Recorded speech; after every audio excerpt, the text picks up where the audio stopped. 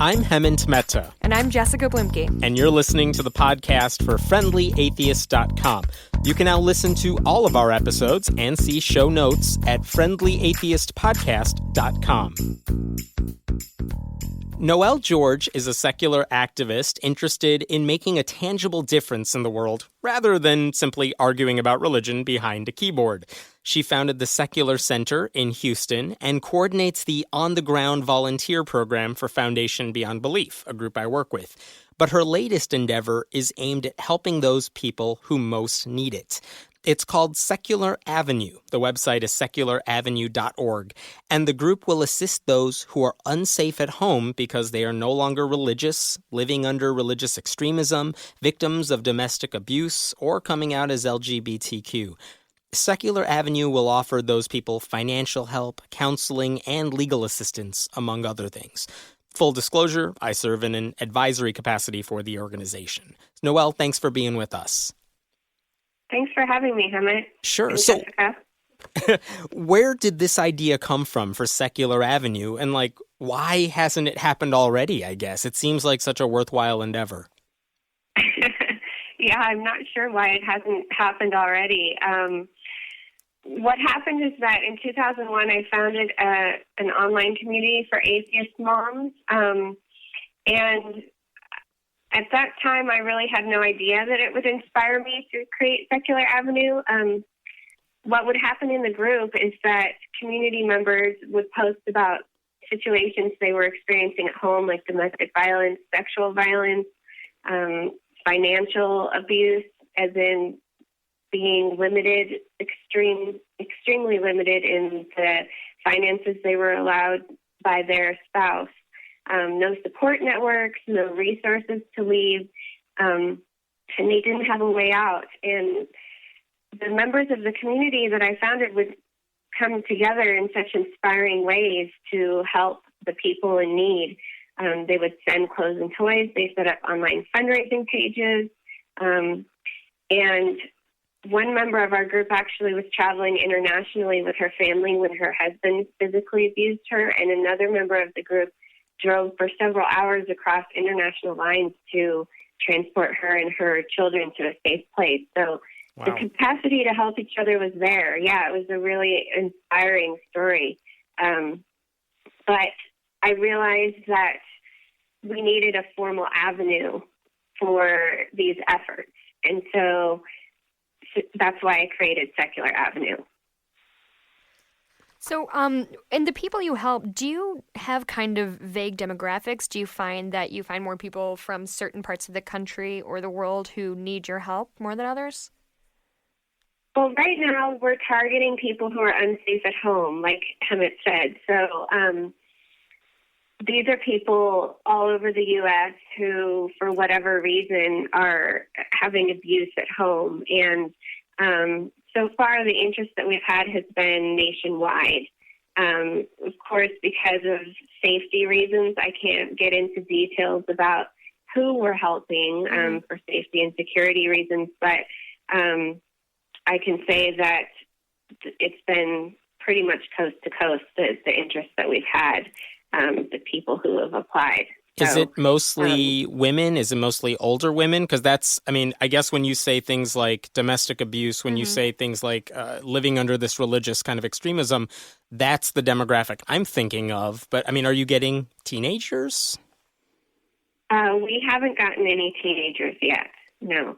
But we're also very new. We just launched in 2014. So we are in talks with an organization that supports people leaving religion to have them refer people to us. And so I expect that we'll get an increased demographic of teenagers or more a wider demographic when that happens. I don't know whether to say if that's a good thing or that's really disappointing, but... Well, as long as they're getting help to the people who need it. It is both, I think. Yeah.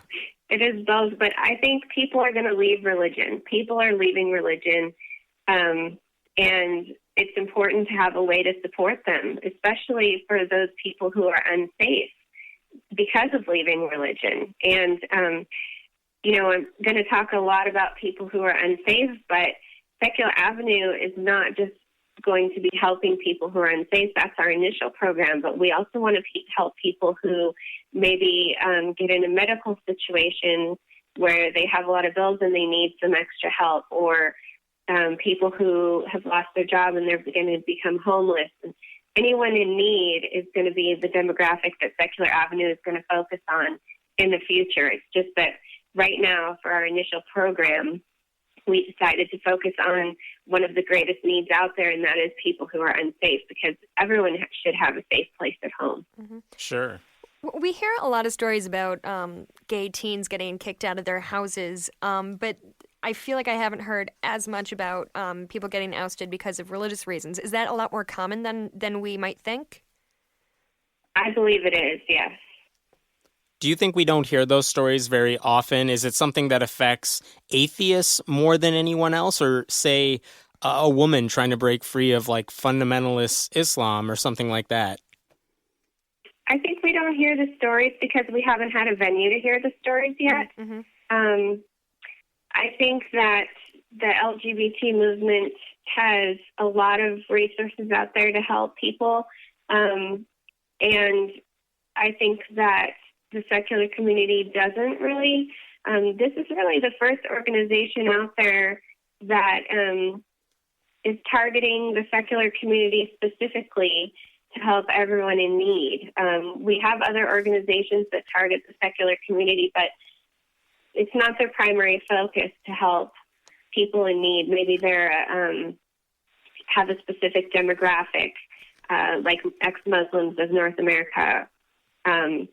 But there's no organization out there that is like Secular Avenue that is focusing on, let's see what we can do to help people in the secular community who need help. Mm-hmm.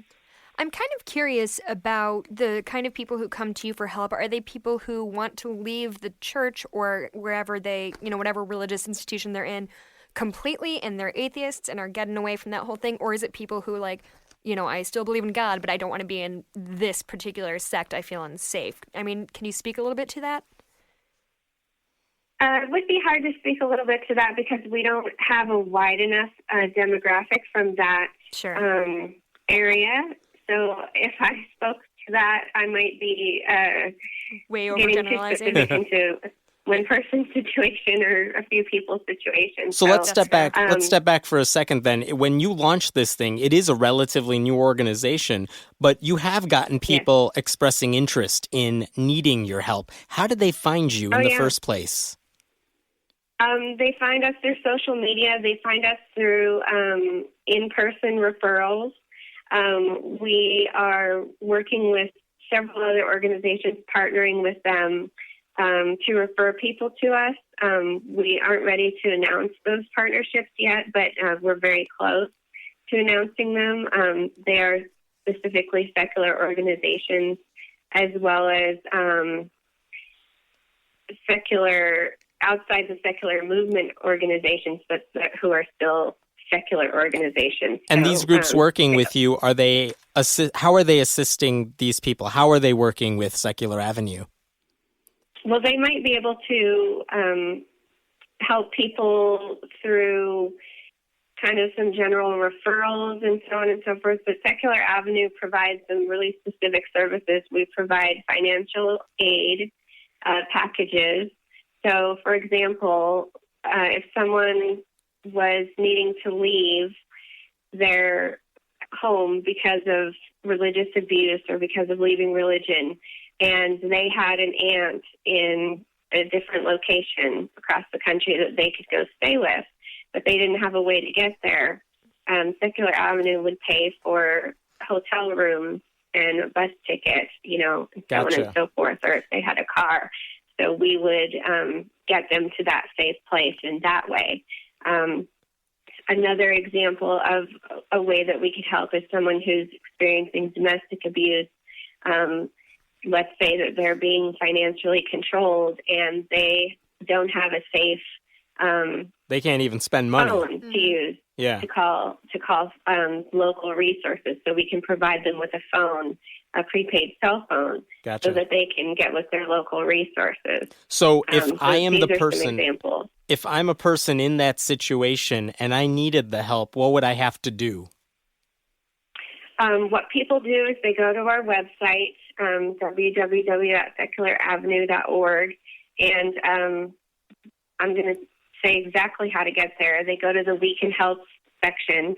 There's information in that section about how we can help, and there's also safety tips for people who are in an unsafe situation, how to clear your browser history, to start keeping a journal of incidents that happen, pack a bag of essentials, and keep it with a trusted friend or in a safe place in case you have to leave quickly. And there's also an application, and people fill out the application. We get it, and we respond within 24 hours, and sooner if it's a sensitive situation. What if I'm worried about my anonymity? I don't want anyone to know my name, that I'm asking for this help, because maybe I assume that would be an issue a lot of people have. Sure.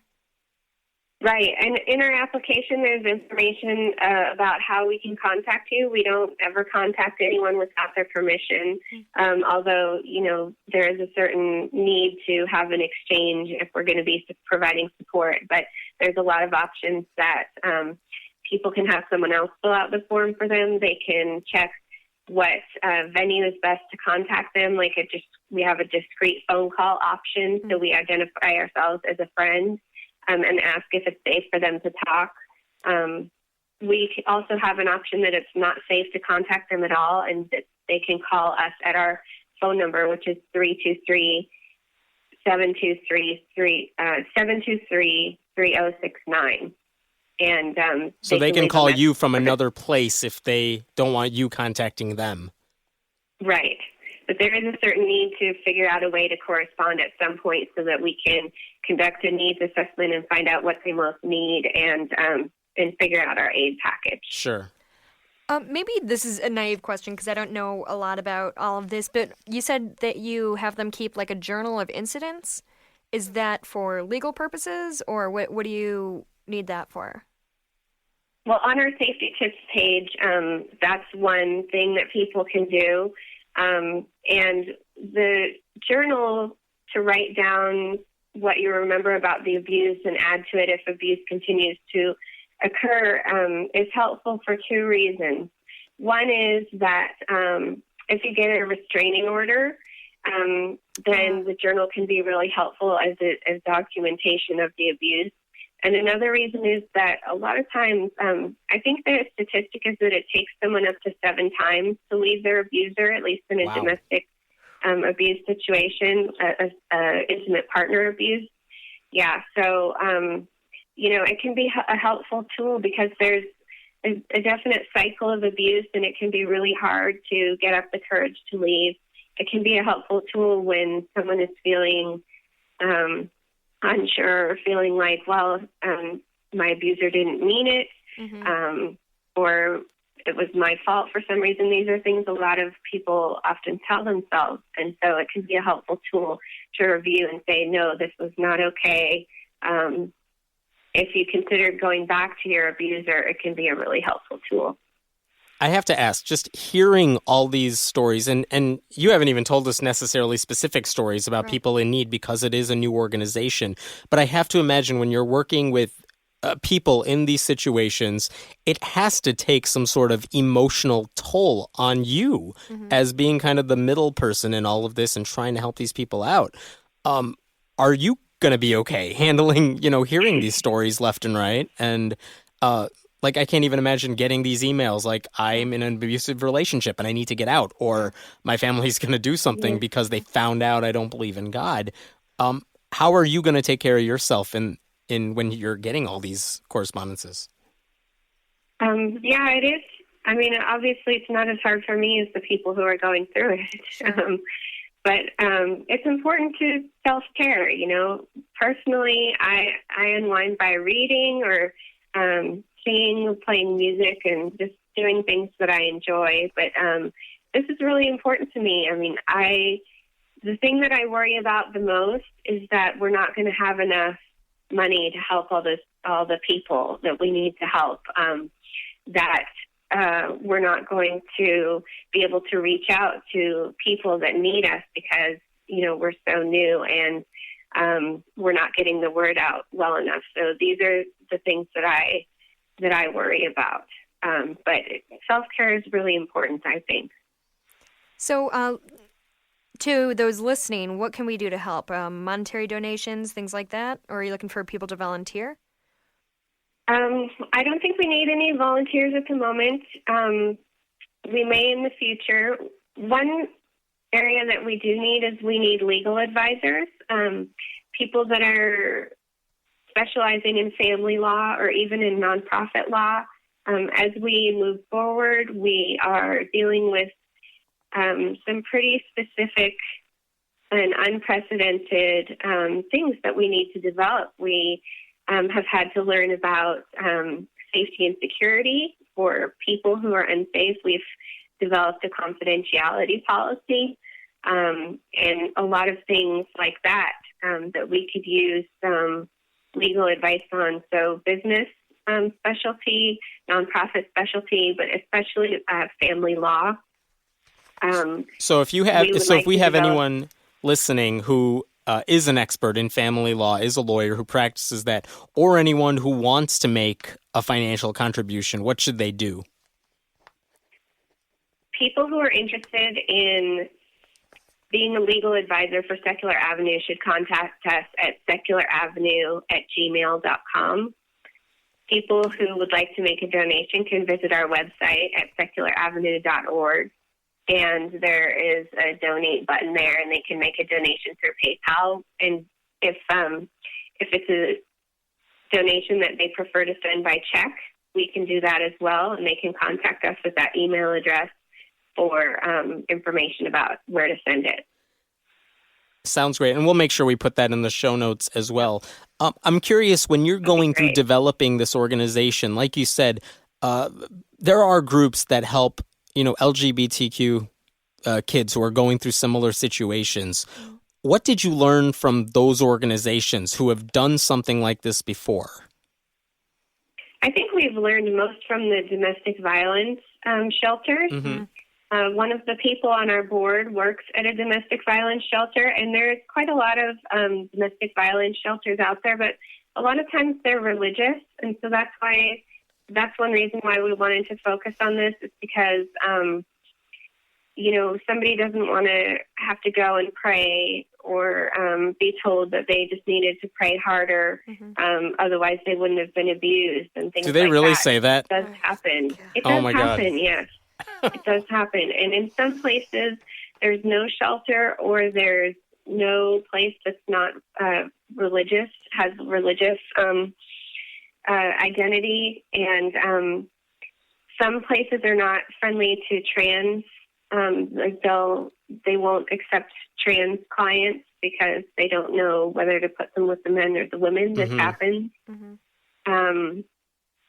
And so there's a lot of discrimination out there for different demographics. And so what we've learned from the domestic violence organizations, though, are they've developed very good procedures of how to get people out and how to deal with people who are experiencing abuse. So we can take those procedures, build on those and learn from those and apply those to people who are leaving religion and apply those to people in the secular community. And that's what we're doing.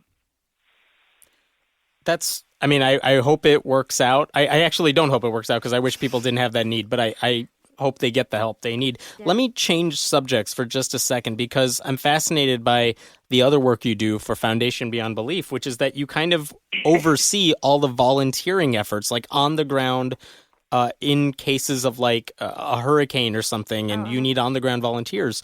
There are groups that are there to help people in need. And I'm just curious, have you learned anything from religious groups that have done something similar? What have you gotten out of that? What have you learned from that experience coordinating these volunteers? Because a lot of people say this is one thing religious people do better than atheists. And we even saw this in Time magazine a year or two ago where Joe Klein wrote an article said, after the Oklahoma hurricane, there were religious groups everywhere, but atheist groups were nowhere to be found, some version of that. organized atheists. Yeah, there were no organized atheists anywhere. Herding cats. Right. Yeah, and actually, let me make a small correction before I forget. My current title at Foundation Beyond Belief is Director of Special Projects. Yeah. So I'm managing Week of Action that's coming up here in April, end of April, and also the second annual Foundation Beyond Belief conference that is in Harvard on July 24th through the 26th. So that's what I'm doing now. But I have in the past managed Volunteers Beyond Belief as well as supervised kind of the development of the humanist disaster responders, which is what Rebecca Vitzman has been working on. And she's the one who told Wolf you're... Blitzer on CNN, like, I'm actually an atheist, when he assumed she was religious. Yeah. And, her story is, when you hear her tell her story, it's so inspiring and amazing and harrowing and sad. But, she talks about how she was proselytized to at that extremely vulnerable moment when she had lost everything and she didn't know what she was going to do and where else she was going to go. And these religious groups that had come out to help people had, tried to get them to pray together. Had said, let's pray together, and so on and so forth. And it's this, this is one of the reasons that I started Secular Avenue, because, we're talking about people who are at an extremely vulnerable place in their lives. They're leaving an abuser, they're leaving religion, they're coming out as LGBTQ, and they don't know where to go. They don't know where to turn. And then they have these groups that are coming to them and saying, let's pray together. What are they going to say?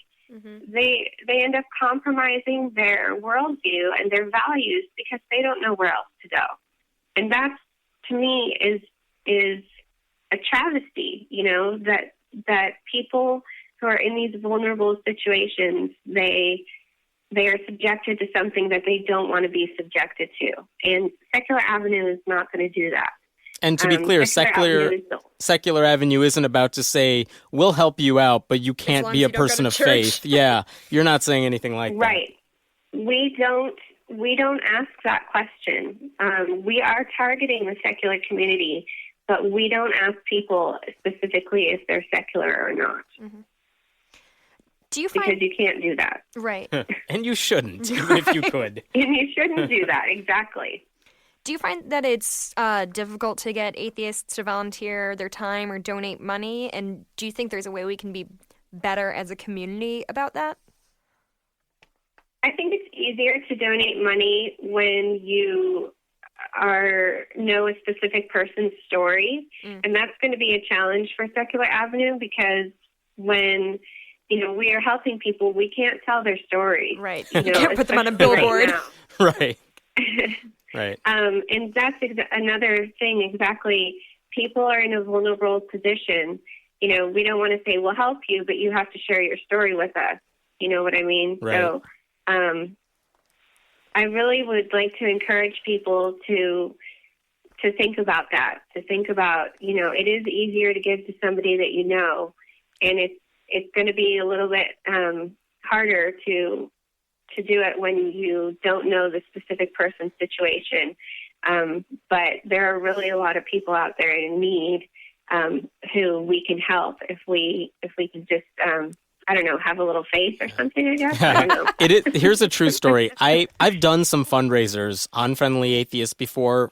I'll give you one example. Like Jessica Alquist fought this First Amendment battle at her high school, and everyone seemed to they'd heard about her story. They wanted to help out. And we set up a fundraiser on the site. They gave money like you wouldn't believe. Yeah. It was like $70,000 by the end of all of it. It was ridiculous and amazing too. Sure. Because they just wanted to help her out in some way, and that was all part of a scholarship for college. But what was amazing is that, at another time, I remember for Foundation Beyond Belief, we had a group of, we called them the Pathfinders. They went overseas to do volunteer work, kind of like a secular mission trip. We spoke to Connor on the podcast before. they were doing all this amazing work without, atheist evangelizing of any Sure. sort.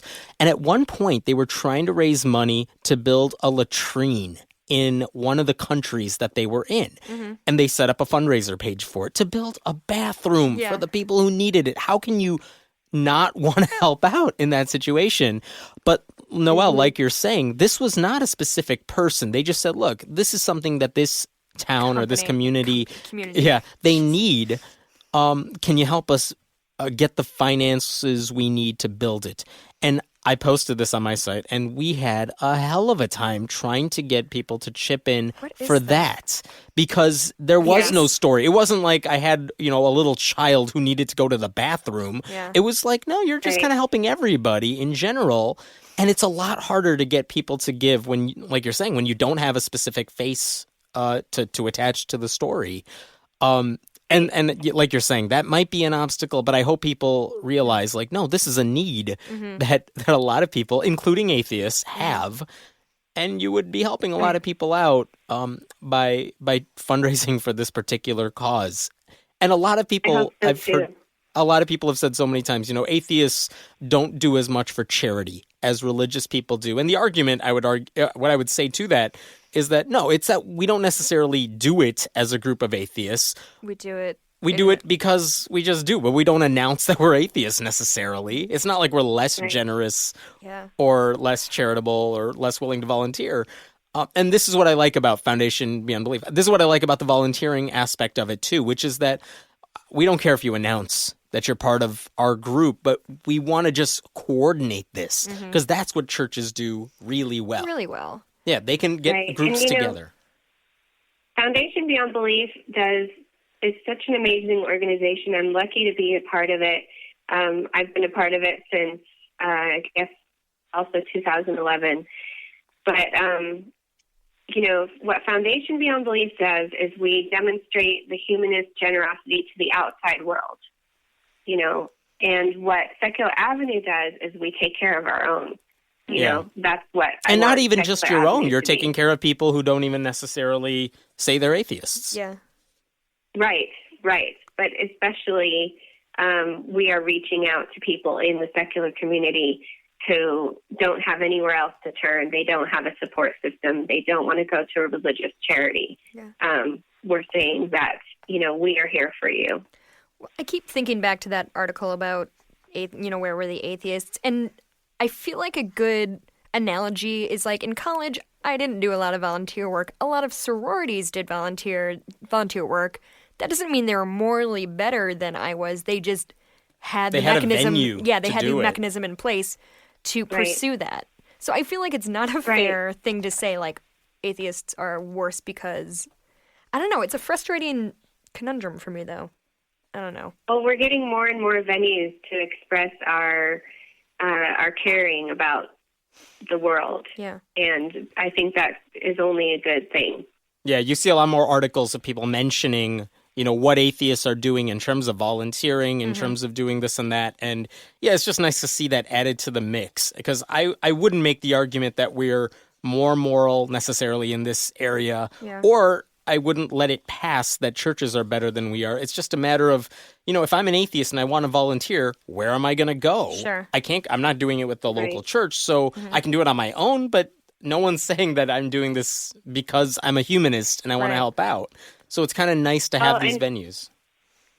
And Foundation Beyond Belief has the Beyond Belief Network, which is over 100 local teams around the country. And, there's likely, that's a lot of groups. So there's likely a group in close by that atheists can go and volunteer at there that's part of the Beyond Belief Network. Mm-hmm. Well, Noelle, thank you so much for talking to us. We will post all the information about Secular Avenue with the show notes for this podcast. But once again, if anyone is interested in learning more about the organization or making a donation to it, which I hope you do, it's secularavenue.org. Thanks for being with us. Thanks, Emmett and Jessica, for having me. It's our pleasure. Thanks for all the work you do. Thanks for listening to the podcast for friendlyatheist.com. This episode was taped at Cinnamon Sound Studios in Aurora, Illinois. The music was composed by Brad Chagdis. If you like what you're hearing, please consider making a contribution at patreon.com/Hemant. That's He-Man T. We appreciate your support. And if you have any questions, feel free to email us at friendlyatheistpodcast@gmail.com. I'm Hemant Mehta. And I'm Jessica Blumke. We hope you'll join us next time.